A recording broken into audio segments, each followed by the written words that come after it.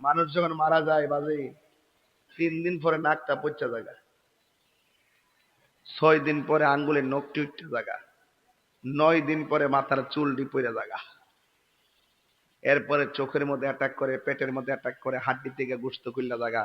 60 বছর পর্যন্ত কবরের মধ্যে হাড্ডি গুলা থাকে। 60 বছর পরে আবার হাড্ডি গুলো মিশা জায়গা। আবার কিছু কিছু মানুষ আছে 600 বছর পরও কবরে যেমন লাশ এমনই পাওয়া যায়। তাহলে আপনি যদি শরীয়তের শুধু নামাজ কালাম দেয়া দিবি আধ্যাত্মিকতা খুঁজে পাইতেন না তো। এগুলা ভিন্ন জিনিস রে বাজি, এগুলা বুঝতেন না। নামাজ 9.5 লক্ষ বছর নামাজ পড়েও দুজুকে গেছে আদব না থাকার কারণে। এই জন্য সুন্নিরা ইবাদতের সবক দেওয়ার আগে আদবের সবক দেয়। কিসের সবক দেয়? দেখবেন পীরের দরবারে যে যে পীরের মুরিদ হোক, পীরটারে এমন ভাবে মানে ডরে কথা কয় না। কথা বলেন ঠিক কিনা? এই দেশ ইসলাম আল্লাহর অলিগণ আনছে। এই জন্য আমার যুবক ভাইয়েরা, আমি বলেছিলাম ইত্তাকু বিফিরাসাতিল মুমিন ফাইন্নাহু ইয়ানজুরু বিনুরিল্লাহ। আল্লাহর ওলিদের সিনার মধ্যে আমার আল্লাহ এমন একটা নূর দেয়, এই নূরের আলোতে বৈশা থাকবে সাপি তলা, আর খবর হইয়া যাবে প্রেম তলা, আর দেখার ক্ষমতা আছে না না। কাদরিয়া তরিকার কাজ হলো চোখের পানিতে, আর চিশতিয়া তরিকার কাজ হলো চোখের জ্যোতিতে।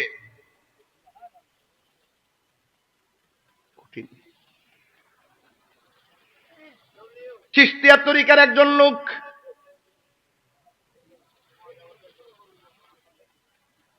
এই আমার চিনো তুমি? আমার মনে হয় চিনছো না তুমি।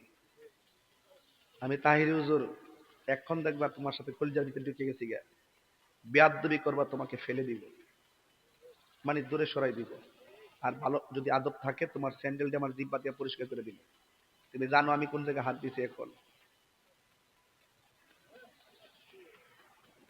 তাকাইব চিশতিয়া তরিকার কাজ হলো চোখের জ্যোতিতে। বায়াত দিচ্ছেন না আপনার দরবারে? হুজুর কি বলছে? আদব নিয়ে ঢুকবা, আদব নিয়ে বাইরিবা, ভিতরে নূর পয়দা হবে, এই নূর চোখ দিয়ে বের হবে।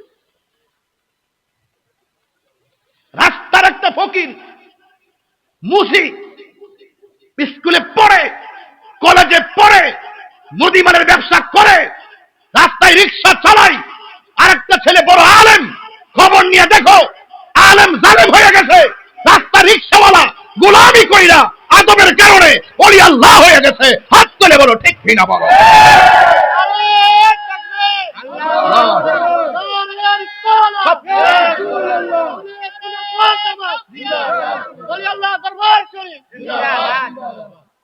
মস্করা করো, বুঝো কিছু?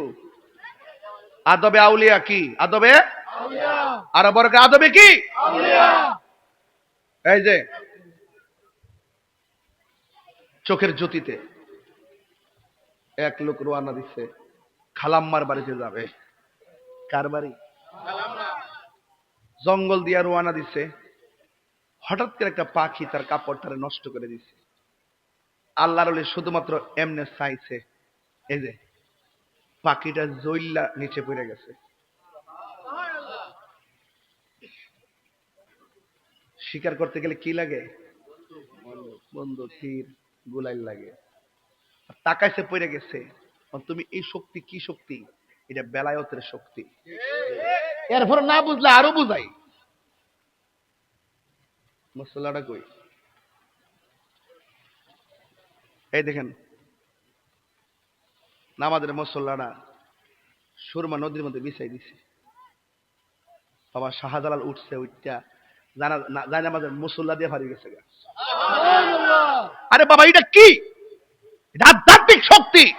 আর বেলায়াতু জিল্লুন নবুওয়াত, বেলায়াত হলো নবীর নবুওয়াতের ছায়া মোবারক। কথা বলেন ঠিক কি না বলেন? তো এই চোখের মধ্যে কি প্রেম লাগবে না? লাগবে।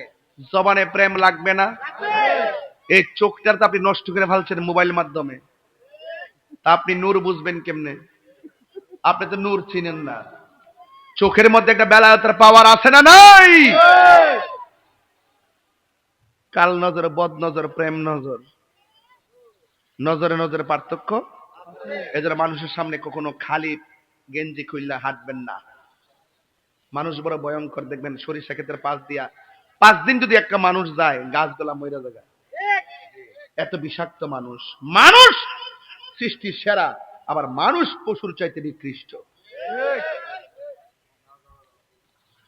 এই জন্য আমার যুবক ভাইয়েরা, কাপড় নষ্ট হয়ে গেল, পাওয়ার আছে চোখের মধ্যে, এবার তাকানোর পরে পাখিটা পড়ে গেছে, দেখছেন ওই দিক দিয়ে খাজা গরিবের আওয়াজ চলে গেছে, কিচ্ছু বলে নাই, গরুগুলা বসে গেছে। এটা কি গায়ের জোর না বেলায়েতের জোর? প্রেমের আগুন জলে দ্বিগুণ রে দয়াল, জল দিলে নিবে না। সাবিতল আগুন লাগলে ফায়ার সার্ভিস এসে আগুন নিবাইব, আর প্রেমের আগুন যদি শৈল লাগিয়া জায়গা পানির মধ্যে ডুব দিলে প্রেমের আগুন নিত না। কথা কন ঠিক না বেটি? প্রেমের আগুন জলে দ্বিগুণ রে দয়াল, জল দিলে নেবে না। আরে তাহিরি প্রেম করিয়া কলঙ্ক ঘোষণা, প্রেম করিয়া প্রেমিক মরে রে দয়াল, প্রেম তো মরে না। জোরে জোরে কি আল্লাহু আকবার বলা যাবে না? এই প্রেম চাই না মানবী মানে রে দয়াল, চাই না সোনা দানা। ওরে মুর্শিদ মুর্শিদ কইরা তাহিরি হইছে রে দেওয়ানা, ইলিয়াস চিশতির লাইগা তাহিরি হইছে রে দেওয়ানা। রে প্রেম করিয়া প্রেমিকে মরে রে আমার সিরাজউদ্দিন মরে না। ঠিক কিনা? কি দিয়া ওয়াজ বুঝাইতাম, আপনার মন এলোমেলো হয়ে গেছে। দিলটা যদি নরম করতে না পারেন, ব্রেনটাকে যদি সতেজ করতে না পারেন, এত ভারী ওয়াজ আপনি ধরে রাখতে পারবেন না। পাখিটা কাপড় নষ্ট করলো, বিনা তারে কানেকশন লাগাইয়া দিল, পাখি জ্বলনা পড়ে গেছে। জংলায় ঘুইরা ঘুইরা দেখতেছে কোনো বাড়িঘর আছে কিনা, এই বাড়ির মধ্য থেকে পানি দিয়ে তিনি ময়লাটা পরিষ্কার করবেন, কিন্তু কোনোভাবে বাড়ি পান নাই। হঠাৎ করে একটা বাড়ি পাইছে, ওই বাড়ির মধ্যে যাইয়া দেখে দরজা ভিতরটা লাগানো, আর বাড়ির সামনে একটা কূপ আছে, কূপের পানি উতলাইতেছে। তিনি মনে মনে ভাবলেন ঘরের দরজা ভিতর দিয়া লাগানো, এবার পানিটা নিজের হাতে ধইরা ময়লাটা পরিষ্কার করি। আল্লাহর ওলি পানিটা হাতের মধ্যে নিয়া যেই মাত্র ব্যবহার করতে গেছে, তিনি মনে মনে কয় বিনা অনুমতিতে পানি ব্যবহার করা যাবে না। আল্লাহর ওলিরা কাহারু হক মাইরা খায় না। কথা কোন ঠিক কিনা?